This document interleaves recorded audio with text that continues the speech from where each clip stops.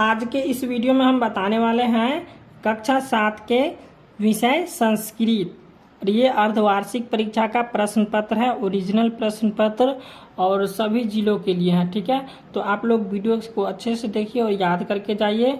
और चैनल पर नहीं तो चैनल को सब्सक्राइब कर दीजिए ताकि फिर अगला वीडियो डाले तो आपके पास पहुंच जाए। तो चलिए अब हम प्रश्न की ओर बढ़ते हैं। तो यहाँ पे देख लीजिए, पहले लिखा हुआ है छात्रा का नाम। तो यहाँ पे आपको अपना नाम लिखना है, यहाँ पे रोल नंबर लिखना है। ठीक है, और यहाँ पे विद्यालय का नाम लिखना है, और यहाँ पे प्रखंड का नाम लिखना है, और यहाँ पे संकुल का नाम लिखना है, और यहाँ पे जिला का नाम लिखना है। ठीक है, चलिए अब हम प्रश्न की ओर बढ़ते हैं। तो यहाँ पे पहला प्रश्न दिया हुआ है रिक्त स्थानीन पूर्यत, यानी कि खाली स्थान को भरना है। तो यहाँ पे क में दिया हुआ है साक्षरो न चौ पंडित, यहाँ पे हो जाएगा। उसके बाद ख में दिया हुआ है न तस्याद, उसके बाद हो जाएगा न तस्य अंत हो जाएगा। उसके बाद यहाँ पे ग में है मुखम, यहाँ पे हो जाएगा कृष्णम विपु छीनम। उसके बाद है घ में रामचंद्र रावणम, यहाँ पे हो जाएगा हतवान, यहाँ पे देख लीजिए हतवान लिखा हुआ है। उसके बाद अंग में दिया हुआ है कालिदास संस्कृतस्य, यहाँ पे हो जाएगा महाकवि आसित, यहाँ पे है महाकवि। ठीक है, अब हम दूसरा प्रश्न बतलाएंगे। दूसरा प्रश्न है सत्यम असत्यम वा लिखत, यानी कि सत्यम और असत्यम में जवाब देना है। यहाँ पे क में दिया हुआ है अगस्त मासे 1 दिवसा भवंती, यहाँ पे हो जाएगा सत्यम। उसके बाद ख में है आकाशे चतुर्वंशता नक्षत्राणि संति, यहाँ पे हो जाएगा असत्यम।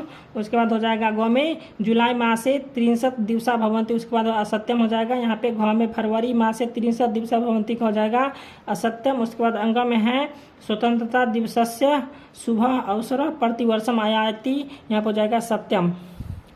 अब हम प्रश्न संख्या 3 की ओर बढ़ेंगे। तो यहाँ पे देख लीजिए प्रश्न संख्या 3 है विपरीतार्थक शब्द या सुमिरन करुतु। ठीक है, तो यहाँ पे अ है और ब है, इसको क्या करना है मिलान करना है अ से ब में। तो यहाँ पे क में दिया हुआ है इत का हो जाएगा तत, और ख में है ऊपरी का हो जाएगा अद्द। उसके बाद ग में है आम का हो जाएगा न, और घ में है आदि का हो जाएगा अंत, और अंग में है मम का हो जाएगा तो। अब हम प्रश्न संख्या 4 की ओर बढ़ेंगे। तो 4 नंबर प्रश्न है, देख लीजिए क में वाक्य निर्माण कुरुत, यानी क्या करना है वाक्य निर्माण करना है। तो यहाँ पे हम लिखे देव, तो देवा का हो जाएगा देव सदैव उपकारम कुर्वन्ति, और वृक्ष का हो जाएगा वृक्ष अस्माकम वातावरणम शुद्धम कुरोति, और नयनम का हो जाएगा त्वम नयनम सुंदरम अस्सी। उसके बाद है पत्रम, तो पत्रम का हो जाएगा अहम पत्रम लिखामी, यहाँ पे म है। ठीक है, और ये फलम है, तो फलम का हो जाएगा मह्यम फलम रोचते, मतलब कि मुझे फल अच्छा लगता है।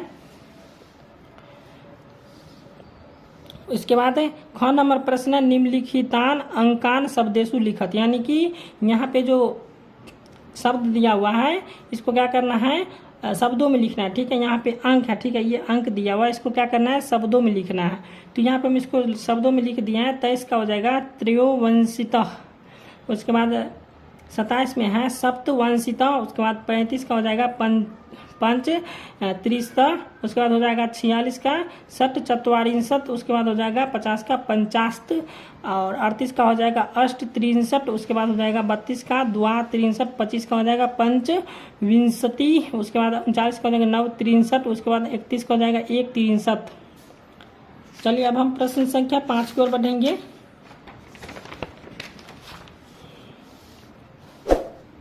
प्रश्न संख्या 5 है भारत में कुल कितने ऋतुएं होती हैं वर्णन कीजिए।